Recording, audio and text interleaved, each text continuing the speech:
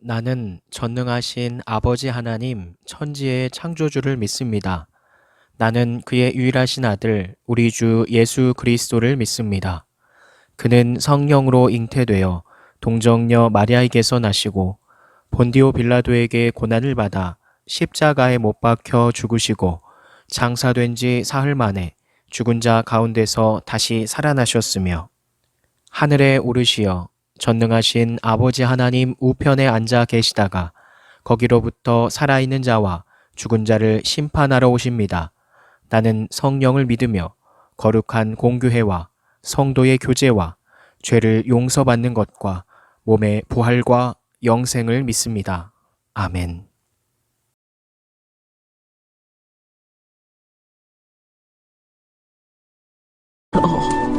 제사장 사독과 선지자 나단과 여호야다의 아들 분하야를 내 앞으로 부르라. 그들이 왕 앞에 이른지라 왕이 그들에게 이르되 너희는 너희 주의 신하들을 데리고 내 아들 솔로몬을 내 노새에 태우고 기혼으로 인도하여 내려가고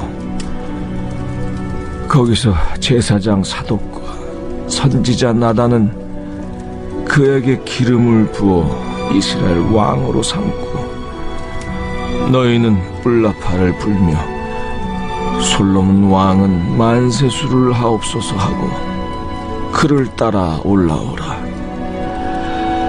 그가 와서 내 왕위에 앉아 나를 대신하여 왕이 되리라.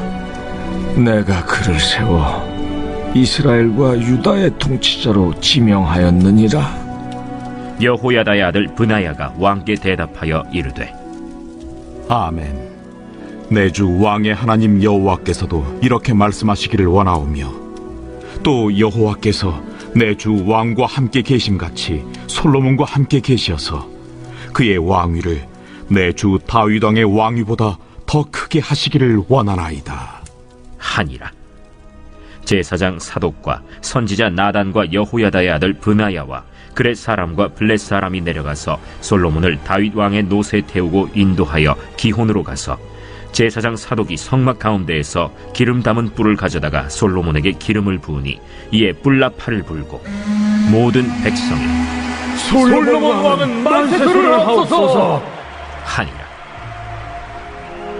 모든 백성이 그를 따라 올라와서 피리를 불며 크게 즐거워하므로 땅이 그들의 소리로 말미암아 갈라질 듯하니 아도니아와 그와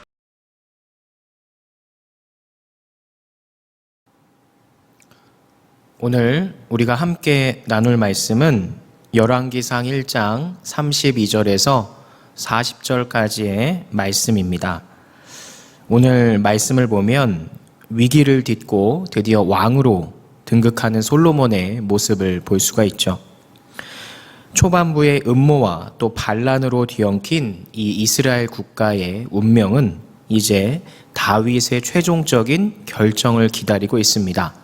즉 솔로몬이 왕위에 오르느냐 오르지 못하느냐, 그리고 반란에 가담했던 자들은 어떻게 처리가 될 것인지 그런 마무리를 기다리고 있는 거죠. 드디어 이 다윗은 하나님의 대리 통치권을 회복한 그 자로서 차기 왕권을 솔로몬에게 그래서 물려주게 됩니다. 그렇게 끝까지 다윗 편에 남은 자들은 그렇게 기뻐하면서 이제 이야기가 진행이 되죠. 오늘 말씀을 통해서 우리가 보면은 친구, 우리가 어떠한 사람을 사귀는가가 얼마나 중요한지 알 수 있습니다. 보통 믿을 수 있는 친구 3명만 사귀어도 성공한다라는 말이 있죠. 친구는 가깝게 오래 사귄 사람을 뜻합니다. 그러니까 아무리 많은 사람이 주위에 있어도 진실한 친구 3명을 고르기가 어렵다라는 말로도 해석할 수 있죠. 늙은 다윗은 아들 아도니아, 그리고 평생을 함께 전쟁터에 나간 장군 요압, 그리고 죽음의 위기에서 구해줬던 제사장 아비아달에게 생각지도 않았던 배신을 당하게 됩니다. 그러니까 이런 위기에 처한 다윗이 왕권을 회복한 것은 아이러니하게도 친구들에게 배신을 당했지만 또 이것을 회복하게 한 것도 친구들의 도움이 있었기 때문이죠.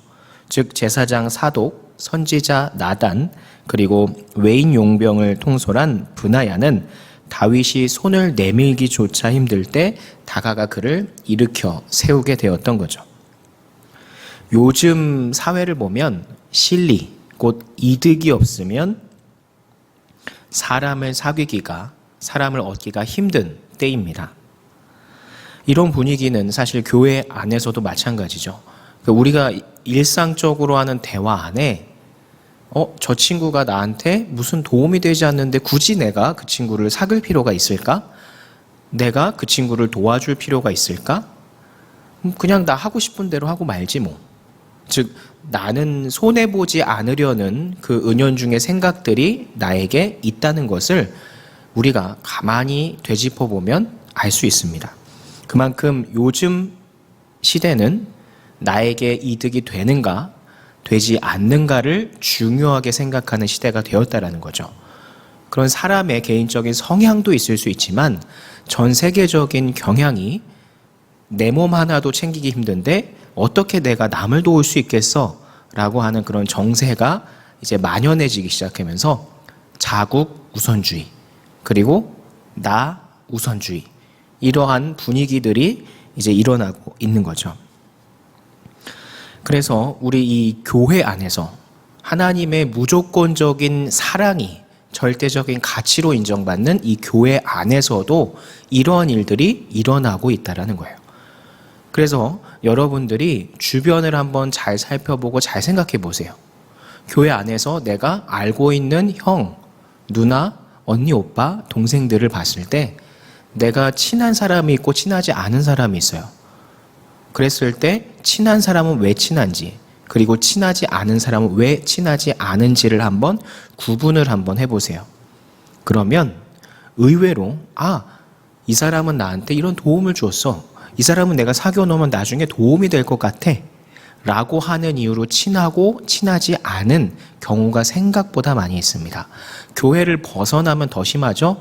여러분 주변에 있는 알고 있는 친구들, 사람들을 한번 보면 사람은 나한테 도움이 되는 사실은 이기적인 존재이기 때문에 나한테 도움이 되는 사람들은 끊임없이 끌어당깁니다.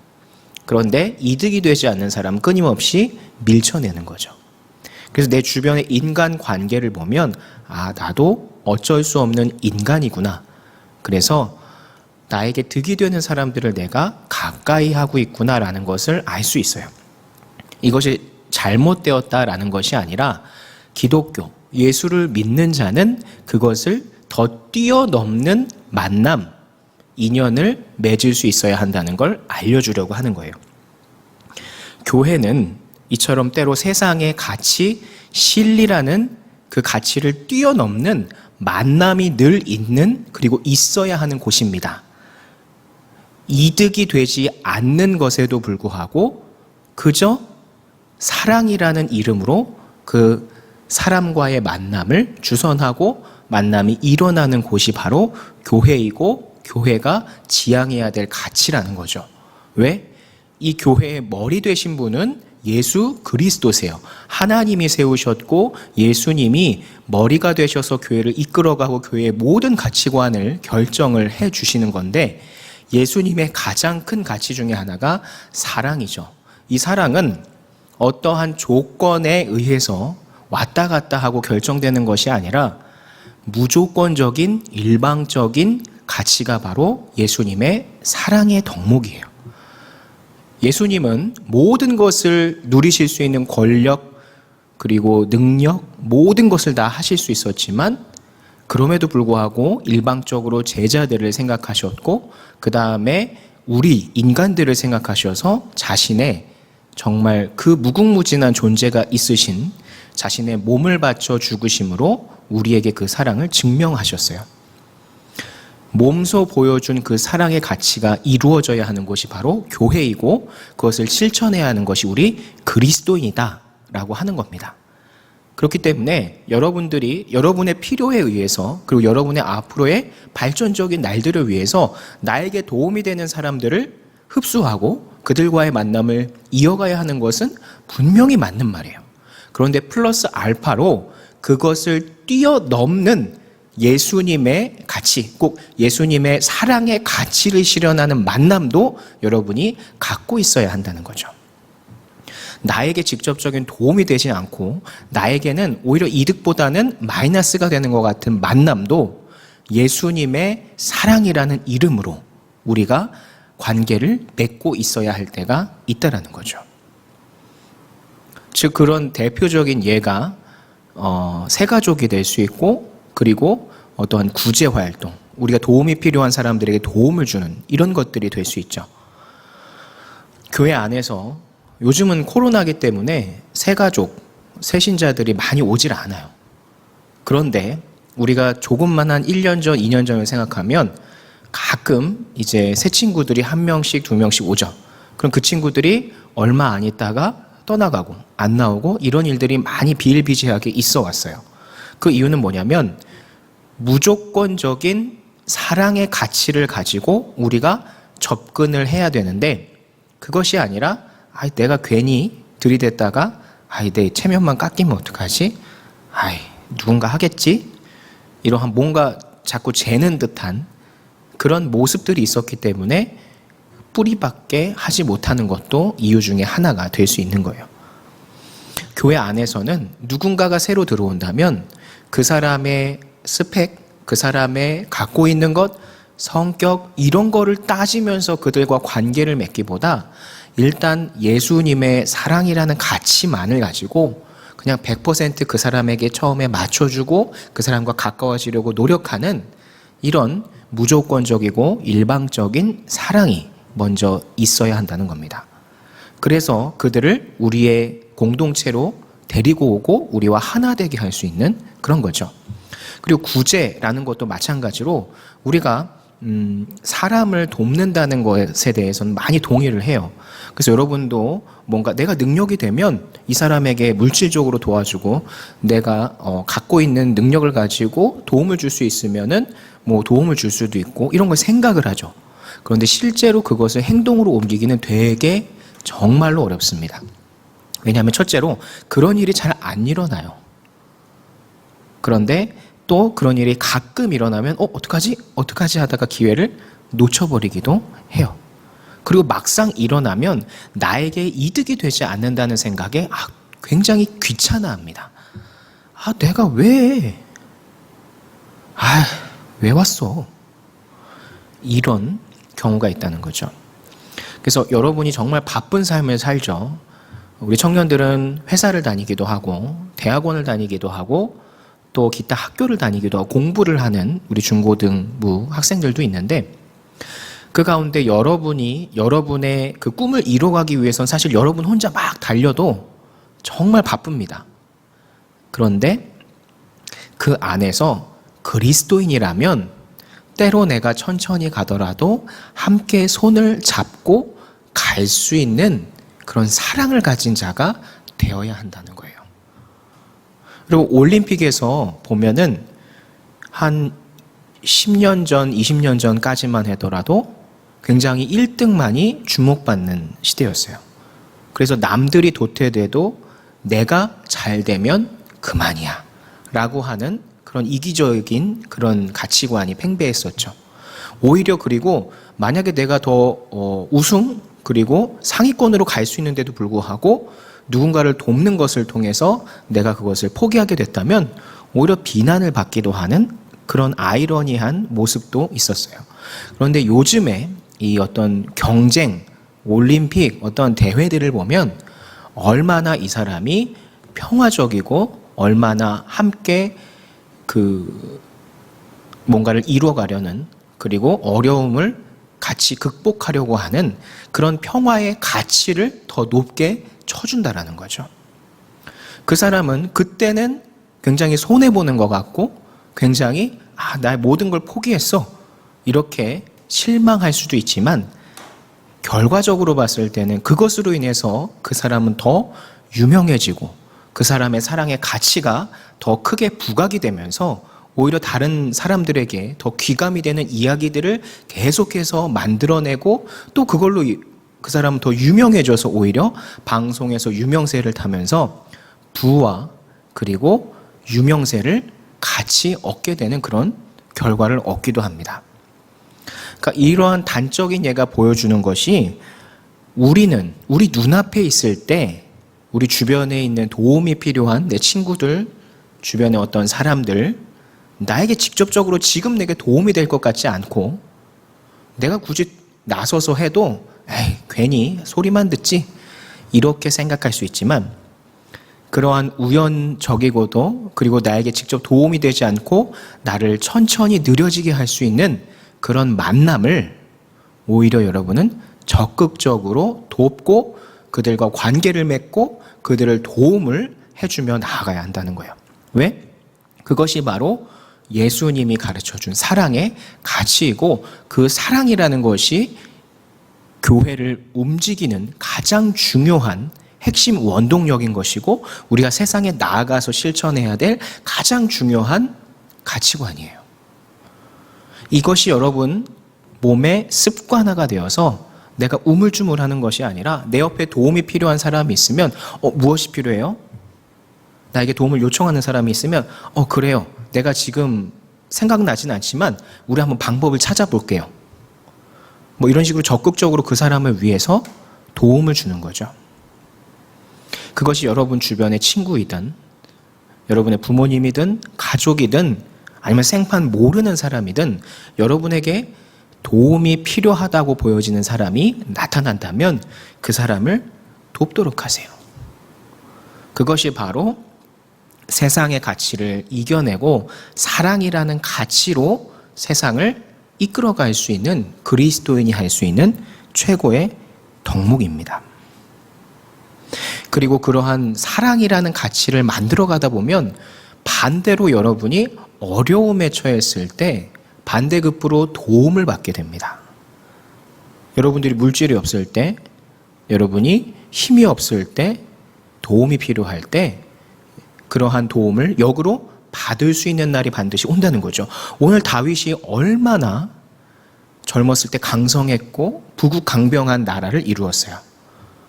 그런데 그 말미, 그 노년에 쇠약해지고 나라가 점점 무너져가는 그때 자신들이 믿었던 신복들마저 배신하고 떠났을 때 유일하게 남아있던 몇 안 되는 자신의 가장 충직한 신하들, 친구들이 그들을 돕는 것을 여러분은 기억해야 됩니다.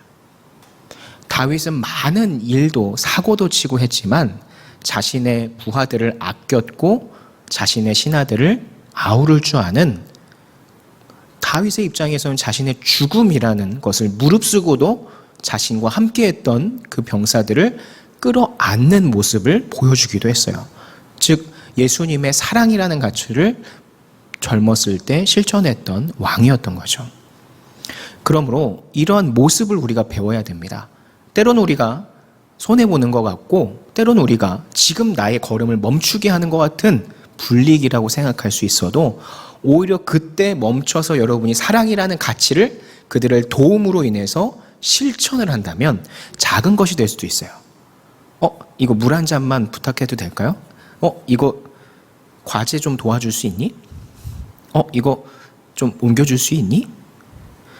이런 작은 것에서부터 도움을 요청해 올 때 도움이 필요하다고 여러분이 보여질 때 그런 것들을 대가를 바라지 않고 예수님의 사랑, 아무런 가치를 바라지 않고 일방적인 사랑으로 하셨던 예수님처럼 여러분이 그런 사랑의 가치로 그들을 돕고 또 돕고 또 돕고 여러분들이 그것을 습관화한다면 결국에 여러분들에게 그것이 플러스가 되고 플러스 알파 플러스 베타 이런 식으로 쌓이고 쌓여서 하나님이 언젠가 크리티컬 빵 터트려 주실지 모르는 거예요.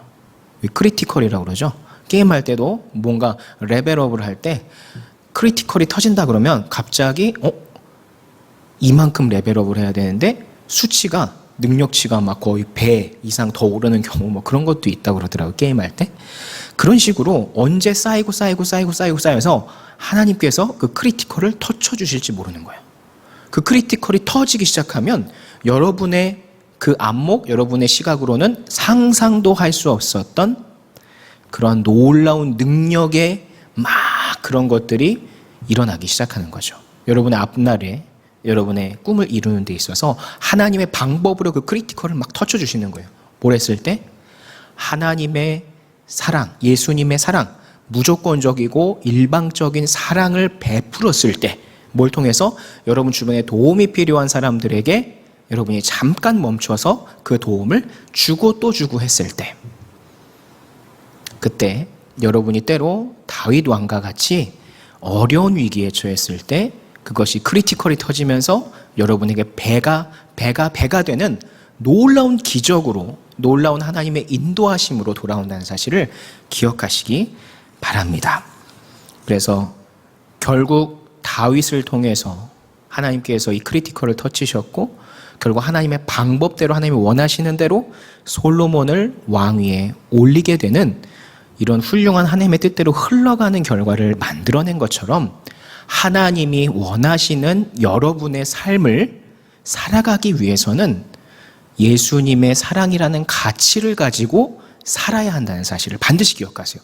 내가 이득이 되지 않아도 위로는 하나님을 사랑하고 하나님을 예배하고, 그리고 옆으로는 내 주변에 있는 사람들, 친구들, 가족들, 그리고 나에게 도움을 필요로 하는 이들에게 내가 가진 것, 내 능력, 내 물질, 내 시간으로 그들에게 봉사하고 도움을 준다면, 그 행동을 보고, 그 믿음을 보고 하나님께서 여러분의 길을, 크리티컬을 마구 터쳐주신다는 거죠. 그러니까 그 믿음 가지고, 그 능력을 믿음으로 힘차게 앞으로 나아가는 우리 중고총 친구들이 되기를 소망합니다.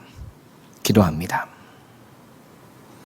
하늘에 계신 우리 아버지, 아버지 이름을 거룩하게 하시며 아버지의 나라가 오게 하시며 아버지의 뜻이 하늘에서와 같이 땅에서도 이루어지게 하소서. 오늘 우리에게 일용할 양식을 주시고 우리가 우리에게 잘못한 사람을 용서하여 준 것 같이 우리 죄를 용서하여 주시고 우리를 시험에 빠지지 않게 하시고 악에서 구하소서. 나라와 권능과 영광이 영원히 아버지의 것입니다. 아멘.